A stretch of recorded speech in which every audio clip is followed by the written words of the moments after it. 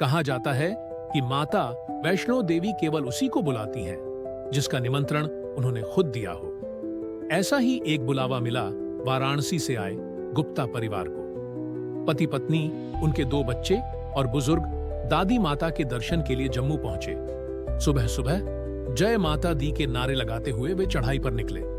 हर तरफ श्रद्धालुओं की भीड़ थी, ढोल नगाड़ों की गूंज थी और चेहरे पर आस्था का तेज। दादी बार बार कह रही थी, मां ने हमें बुलाया है बेटा, इस बार सब ठीक होगा। जैसे जैसे वे ऊपर चढ़ते गए, मौसम अचानक बिगड़ने लगा। आसमान में काले बादल छा गए और तेज हवा चलने लगी।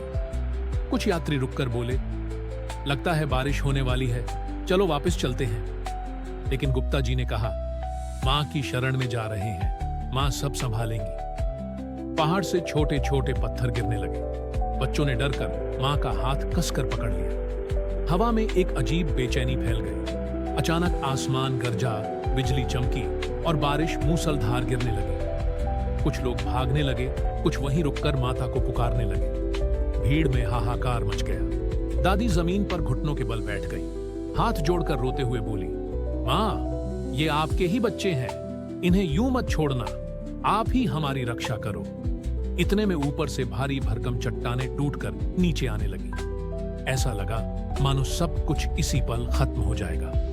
लोग चीखते हुए इधर उधर भागे। तभी पहाड़ की चोटी पर एक तेज प्रकाश फैला। ऐसा लगा जैसे किसी ने आसमान में दीपक जला दिया हो। बच्चे आश्चर्य से बोले, मां आ गई, देखो मां आ गई। वहीं प्रकाश एक विशाल चट्टान पर पड़ा। जो चट्टान सीधा भक्तों पर गिरने वाली थी, अचानक हवा में रुक गई और जमीन पर आकर इस तरह टिक गई मानो दीवार बन गई हो। उस दीवार ने बाकी सभी पत्थरों का रास्ता रोक दिया। सब लोग जमीन पर गिरकर माता का नाम जपने लगे। रोते हुए नारे गूंजे, जय माता दी, जय माता दी। हर चेहरे पर डर की जगह विश्वास चमक रहा था। भूस्खलन थमने के बाद अचानक अंधेरे में एक दीपक जलता दिखाई दिया। कोई नहीं जानता वह दीपक कहां से आया, लेकिन उसकी लौ इतनी साफ थी कि सबने उसी की रोशनी का पीछा करना शुरू किया। रास्ता पथरीला और फिसलन भरा था, लेकिन हैरानी की बात यह थी कि सैकड़ों लोग उस रास्ते से गुजरे और एक भी आदमी नहीं फिसला। सबको ऐसा लगा जैसे कोई अदृश्य हाथ उन्हें सहारा दे रहा हो। थोड़ी ही देर में बारिश बंद हो गई।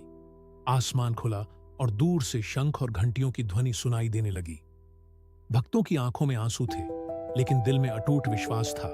गुप्ता परिवार सहित सभी यात्री भवन तक पहुंच गए। गर्भगृह में माता की मूर्ति के सामने दादी जमीन पर गिर गईं और बोली, मां, आपने हमारी लाज रख ली।